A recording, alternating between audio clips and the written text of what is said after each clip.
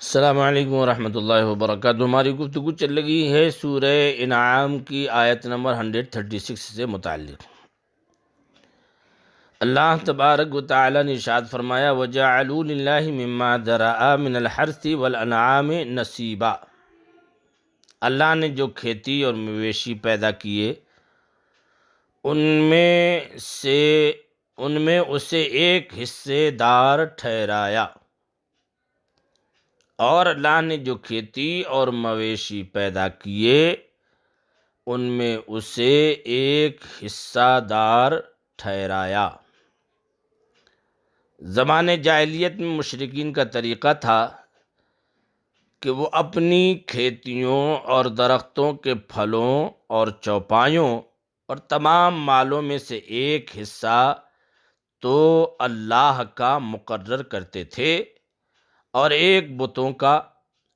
تو جو حصہ اللہ کے لیے مقرر کرتے تھے اس کو تو مہمانوں اور مسکینوں پر صرف کر دیتے تھے، اور جو بتوں کے لیے مقرر کرتے تھے وہ خاص ان پر اور ان کے خادموں پر صرف کرتے، اور جو حصہ اللہ کے لیے مقرر کرتے اگر اس میں سے کچھ بتوں والے حصے میں مل جاتا تو اسے چھوڑ دیتے، اور اگر بتوں والے حصے میں سے کچھ اس میں ملتا تو اس کو نکال کر پھر بتوں ہی کے حصے میں شامل کر دیتے۔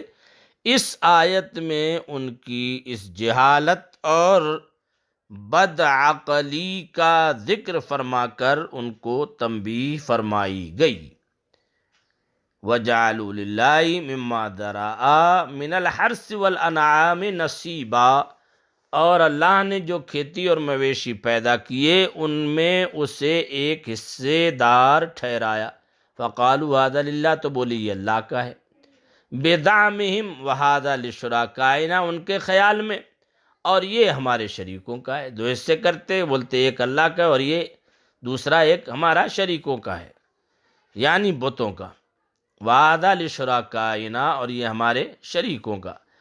فَمَا كَانَ لِشُرَكَائِهِمْ فَلَا يَصِلُ إِلَى اللَّهِ، تو وہ جو ان کے شریکوں کا ہے وہ تو خدا کو نہیں پہنچتا۔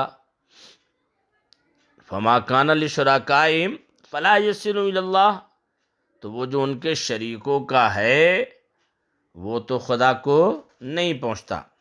وَمَا كَانَ لِلَّهِ فَهُوَ يَصِلُ إِلَى شُرَكَائِهِمْ، اور جو خدا کا ہے وہ ان کے شریکوں کو پہنچتا ہے۔ یعنی اگر بتوں والا پیسہ حصہ اللہ والے حصے میں ملاتے تو وہ نکال لیتے، اور اگر اللہ والا حصہ بتوں والوں حصوں میں ملتا تو وہ نہ نکالتے۔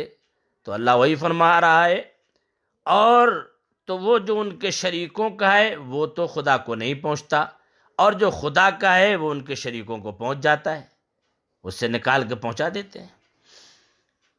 تو یہ ان کی جہالت کا ذکر فرمایا ہے کہ ایسا یہ کر رہے ہیں، اور یہ اس کو اپنے عقل مندی کا کام تصور کرتے ہیں وہ، تو یہ ان کی جہالت ہے۔ وما کان اللہ وما کان للہ فہو یصل الی شرکائہم، اور جو خدا کا ہے وہ ان کے شریکوں کو وہ وما کان لشرکائہم فلا یصل وما کان للہ فہو یصل الی شرکائہم، اور جو خدا کا ہے وہ ان کے شریکوں کو پہنچتا ہے۔ ساء ما یحکمون، کیا ہی برا حکم لگاتے ہیں، کیا ہی برا حکم لگاتے ہیں، اور انتہا درجے کی جہل میں گرفتار ہے۔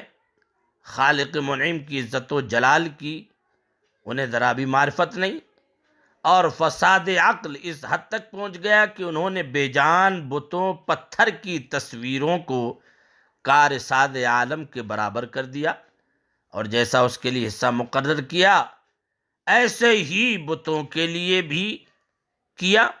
بے شک یہ بہت ہی برا فعل اور انتہا کا جہل اور عظیم خطا و دلال ہے۔